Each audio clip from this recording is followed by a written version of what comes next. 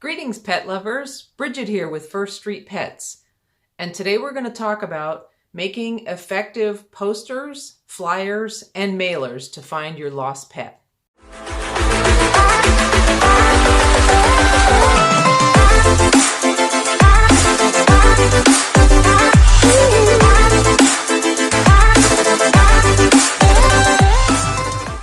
Your first question may be, what is the difference between these three things?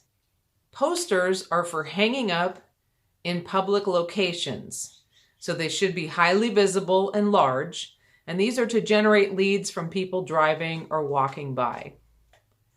Flyers are a small sign that you're going to hand out to people when you're canvassing the neighborhood, when you're going door to door, going to the shelter, or to local businesses looking for your lost pet.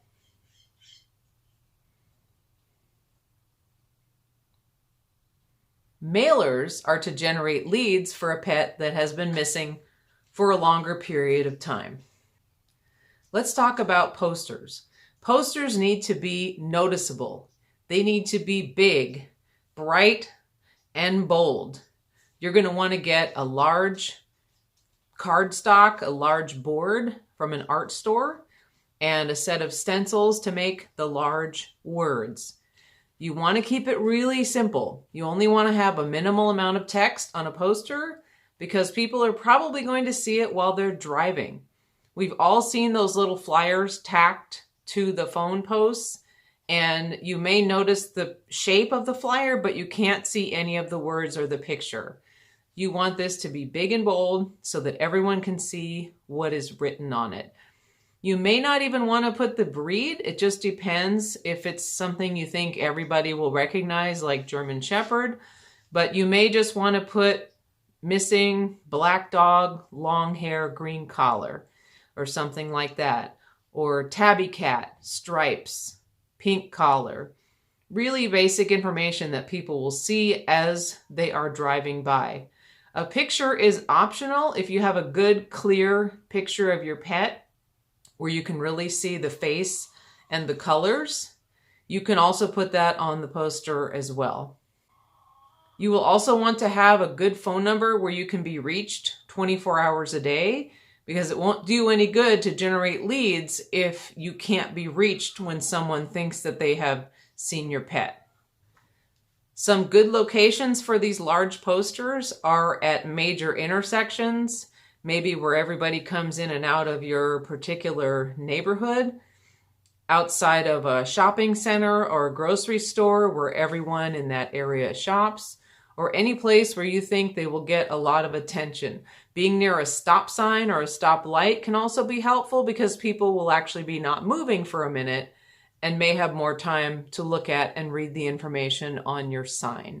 Now, you'll want to be aware of sign ordinances. Some towns do have these ordinances where these signs are not allowed anywhere in public places, or some people will not allow them in front of their store or in the shopping center. You want to be aware of that, and if someone takes them down, you have to find out if they were against the law, if you can put one back up, or if it's not allowed there.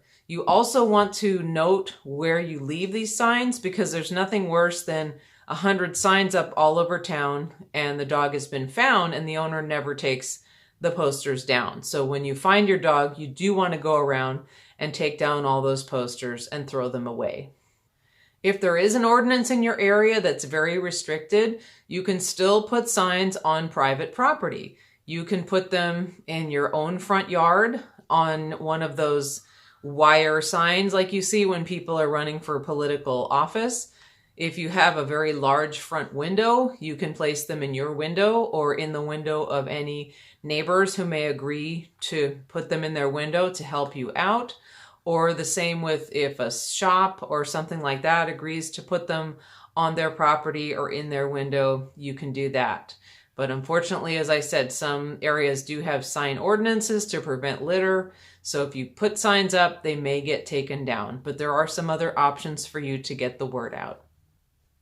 Flyers are something that you are going to carry around. You're going to print up a whole bunch of them and hand them out to people. So flyers are going to be, of course, smaller than the posters, and they can be a little more detailed. You don't want to have a lot of extra information on a flyer, but you can put a little more because someone is actually holding it in their hand and reading it. So this is something to hand out to your neighbors while you're looking for your missing pet to bring to the shelter. You can also put these up on corkboards at the library, at the feed store, at the laundromat, any place where it's allowed to post this type of flyer, and people can see the information and call you if they see your missing pet.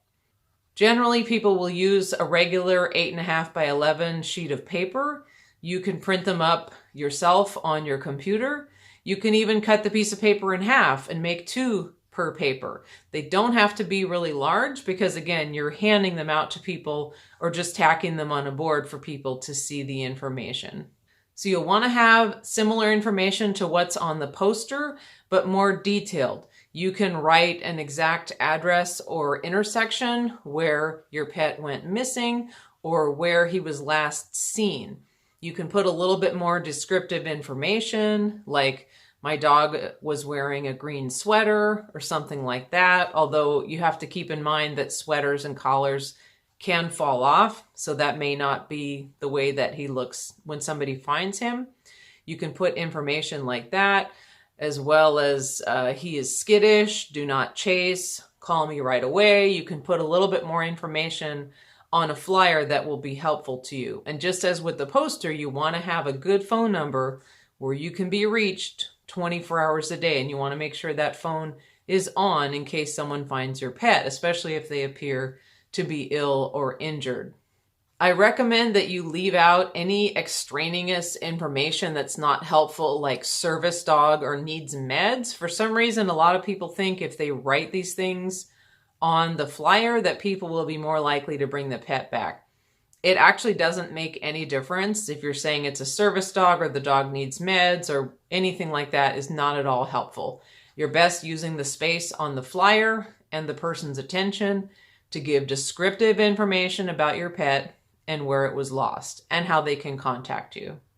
So as I said, you can make these yourself at home on your computer using a template from your word processor or whatever. There's also a website called Pet Bond. It's petbond.com, and they have a free flyer maker. So if you go to Pet Bond, click on Flyer Maker, and all you do is type in some text and upload a picture, and there you go. You have a flyer that's already made, and you can print off a bunch of those and distribute them around your area. Mailers are more appropriate for a pet that has been missing for a longer time. So you've been using your other search techniques, you've been doing a physical search, checking the shelter, maybe you've already done posters and flyers and you still haven't found your pet. The mailer is a great way to reach a larger area and to reach every person in the area, because sometimes people think that everyone should know about it, but they don't. Maybe you've posted on Facebook, maybe you've put up some posters, but not everybody is on Facebook. Not everybody has seen your poster. So mailers are a good way to get that information into every single home in your area. The service that I recommend for sending out your mailers is called Every Door Direct Mail, and it's through the post office. There may be other mailing services out there, but this is one with which I am familiar, which is both affordable and effective because mail carriers deliver every house on the route every day except Sunday. So you can literally reach hundreds or even thousands of people. You can reach a street, a neighborhood, even your whole city if you wish in one day. And there's no other way to do that with flyers, posters, or anything else. When you look this up online, you're going to go to eddm.usps.com. I recommend that you go directly to that site because that's the U.S. Postal Service website. If you just do a Google search for Every Door Direct Mail, you're going to get a ton of ads first. You may use those later to help you design your mail piece, but you just want to go directly to the Postal Service's official website first so you can learn how all this works. So on the website, it'll explain how it works. There'll be a picture of a map. You can start by entering a zip code or the name of a city. You can click on different parts of the map. It will show you what that mail route covers, how many houses are there, how many businesses, and etc. So you can use that map to select your coverage area. So it can be a further reach from your house, or perhaps closer to the area where your pet went missing if it was not your house. Maybe you were out on a walk, or it was at the pet hospital, or some other location. You can design this mail piece yourself, or you can go to one of those advertising companies that I mentioned may come up in your Google searches. I don't know anything about them, so I can't recommend one over the other, but I just recommend that you check out their websites, see what kind of services they offer and what the prices are, and find out what they can do for you. You can also design your mail pieces yourself with a local print shop or using an online shop like Vistaprint. Just be aware that there are some very specific requirements for every door direct mail. Specific size requirements, specific things that need to be printed on the mail piece, because you're not putting a stamp on these. There's something written there that replaces the stamp. So it's very specific, and if it's not correct, you may bring these to the post office and they may be rejected because they don't meet the criteria for every door direct mail. Now, in regard to cost, of course, there will be a cost for this. You'll have to pay for the production of the mail pieces, whether it's through your local print shop or an online shop. So there will be a cost there, and you will have to pay for the postage. However, it costs a lot less than first-class mail. So it's actually a really good deal for covering a huge area in one day. I have done some mailers for my pet sitting business, and for covering quite a few people, I want to say maybe 800 houses, it was maybe $150. So it's very inexpensive for the coverage that you get.